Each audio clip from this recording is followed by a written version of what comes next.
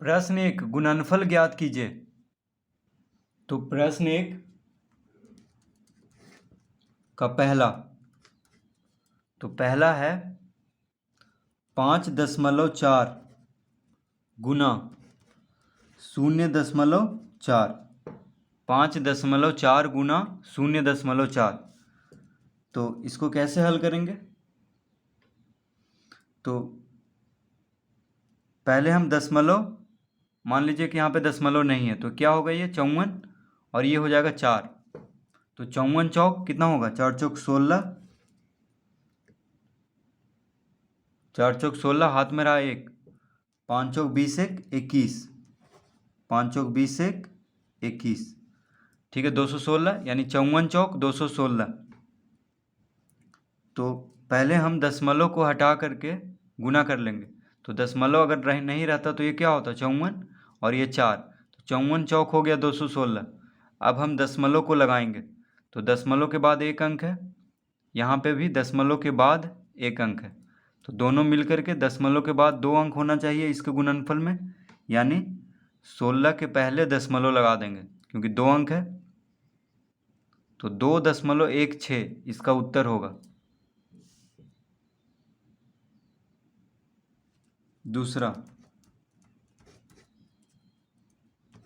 4.32 गुना 0.02, यह है प्रश्न, यानी 432। अगर यहाँ पे दशमलव नहीं होता तो क्या होता है, ये 432 और ये है 2, तो 432 और 2 को पहले गुना कर लेते हैं। तो 2 दूना 4, 3 दूना 6, 4 दूना 8, देखिए 2 दूना 4, 3 दूना 6, 4 दूना 8, 864 हो जाएगा। 432 दूना 864।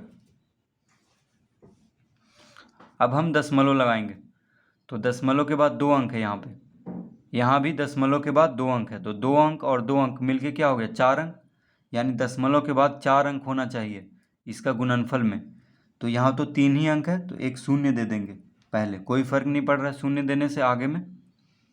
अब यहाँ पे दशमलव देंगे और दशमलव के पहले शून्य दिया जाता है, तो इसका उत्तर क्या हो गया, 0.0864, 0.0864। प्रश्न 3, तो प्रश्न 3 है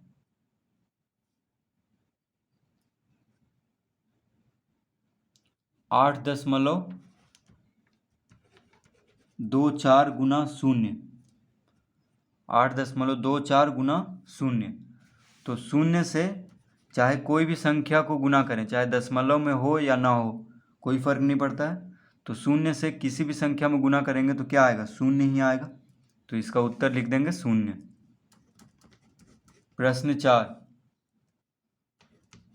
15.2 गुना 0.002,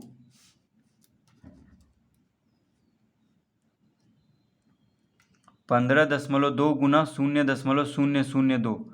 तो मान लीजिए कि दशमलव नहीं है तो क्या होगा, ये 152 और ये होगा 2, तो 152 दूना कितना हो जाएगा, 2 दूना 4, 5 दूना 10, हाथ में रहा 1, ठीक है, तो 2 गुना 1 2, 2 1 3, कितना आ जाएगा, 152 दूना आ जाएगा 304। अब हम दशमलव इसमें बैठाएंगे तो दशमलव के बाद एक अंक है, यहाँ पे दशमलव के बाद 3 अंक है, तो 3 अंक और यहाँ पे एक अंक, 4 अंक हो गया। तो इसका गुणनफल में दशमलव के बाद 4 अंक होना चाहिए, तो यहाँ पे तो 3 ही अंक है तो एक शून्य लगा देंगे आगे। अब हो गया 4 अंक, अब यहाँ पे दशमलव दे देंगे और दशमलव के पहले शून्य दिया जाता है, यानी 0.0304। पांचवा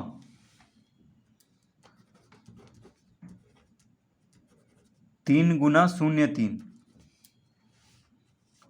3 गुना 0.3, ठीक है। तो मान लीजिए यहाँ पे दशमलव नहीं है तो 3 है, अगर दशमलव नहीं होगा तो क्या होगा, ये 3, तो 3 तिहाई 9 लिख लेंगे। अब दशमलव के बाद एक अंक है तो दशमलव के बाद एक अंक यहाँ भी होना चाहिए इसके गुणनफल में, और दशमलव के पहले शून्य देते हैं, यानी इसका उत्तर हो गया 0.9।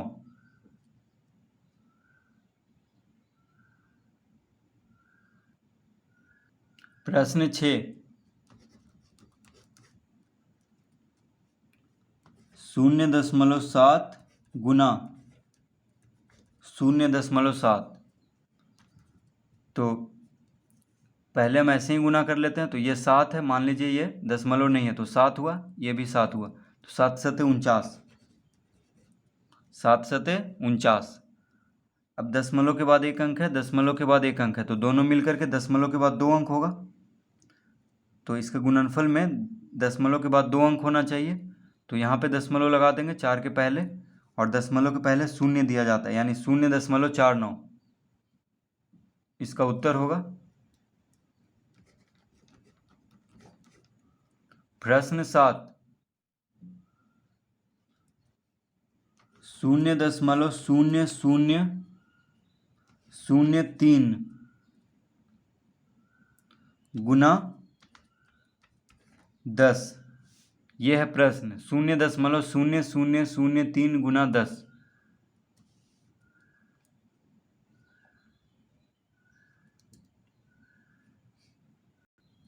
तो मान लीजिए कि यहाँ पे दशमलव नहीं है, ठीक है, तो 3 है।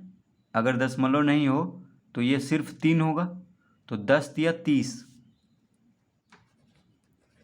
यानी इसको गुना करने पे कितना आ जाएगा 30। अब दशमलव के बाद कितना अंक है, 1 2 3 4, ठीक है। अब दशमलव इसमें लगाएंगे तो दशमलव के बाद 4 अंक है, 1 2 3 4, तो यहाँ पे भी दशमलव के बाद 4 अंक होना चाहिए। तो यहाँ तो 2 ही अंक है, तो 2 शून्य पहले हम लगा देंगे, अब हो गया 4 अंक। अब यहाँ पे दशमलव देंगे और दशमलव के पहले शून्य दिया जाता है, यानी इसका उत्तर क्या हो गया 0.0030, ठीक है, जिसको कि लिख सकते हैं हम 0.003, ठीक है। इसको हम क्या लिख सकते हैं 0.003।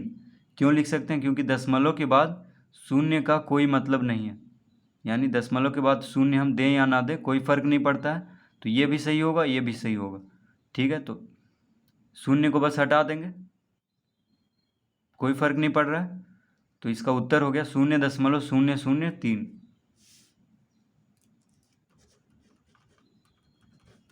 प्रश्न 8, तो प्रश्न 8 में है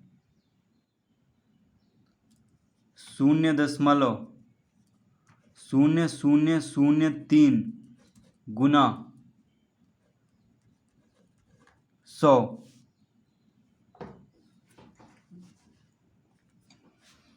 ठीक है। तो मान लीजिए कि दशमलव यहाँ पे नहीं है, तो 3 हो गया, सिर्फ 3 है ये, तो 100 या 300, 100 या 300। तो पहले जो संख्या है उसको में गुना कर लेंगे, तो 100 या 300 हो गया। अब दशमलव के बाद कितना अंक है, 1 2 3 4, दशमलव के बाद 4 अंक है, लेकिन यहाँ तो 3 ही अंक है, तो एक शून्य लगा देंगे। अब 4 अंक हो गया, अब उसके पहले दशमलव दे देंगे, ठीक है। दशमलव के बाद 4 अंक होना चाहिए, जैसे यहाँ पे है, और दशमलव के पहले शून्य लगाया जाता है, तो 0.0300, तो इसका उत्तर क्या हो जाएगा, तो देखिए 0.03 इसका उत्तर होगा। तो ये भी सही है, देखिए ये भी सही होगा, ये भी सही होगा। क्यों, क्योंकि दशमलव के बाद शून्य को रहने दें या हटा दें कोई फर्क नहीं पड़ रहा है। प्रश्न 9,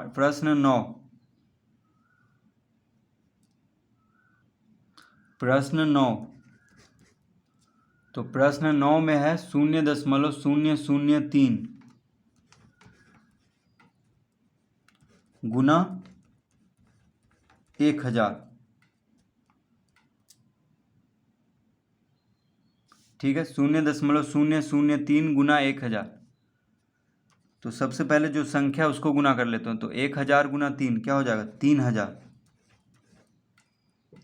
1000 गुना 3 3000, ठीक है।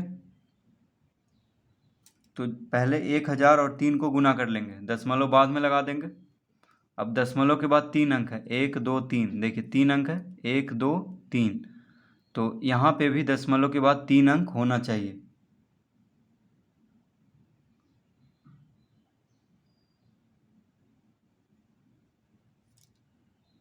माफ़ कीजिएगा, यहाँ पे एक और शून्य है, अब 3 है। ठीक है, तो देखिए 0.0003 है, यहाँ पे एक शून्य हम गलती से यहाँ पे नहीं हम उतारे थे। ठीक है, तो यहाँ पे क्या है, तो 0.0003 है गुना 1000।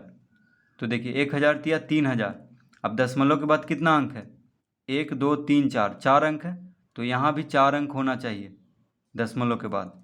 तो यानी यहाँ पे हम दशमलव देंगे और दशमलव के पहले शून्य दिया जाता है, यानी इसका उत्तर आ जाएगा 0.3। क्यों होगा, क्योंकि देखिए दशमलव के बाद शून्य को रहने दें या हटा दें, कोई फर्क नहीं पड़ रहा है। तो इसका उत्तर क्या होगा, 0.3। प्रश्न 10, 0.3